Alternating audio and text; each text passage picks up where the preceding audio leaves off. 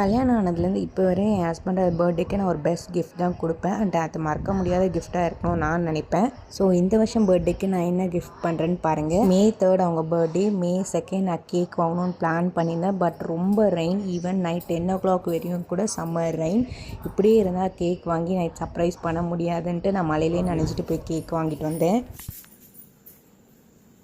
Happy birthday. என்ன சர்ப்ரைஸ்ன்னு பார்த்தீங்கன்னா pregnancy kit தான். நைட் கேக் வாங்கும் போதே ப்ரெக்னென்சி கிட் வாங்கி டெஸ்ட் பண்ணேன். இது யாருக்குமே தெரியாது, என் வீட்டுக்கும் சரி அத்தை மாமாக்கும் சரி. நைட்டு கேக் கட் பண்ணும் போது கொடுக்கலான்னு இருந்தேன். இப்போ அந்த பாட்டை போடலாங்களா?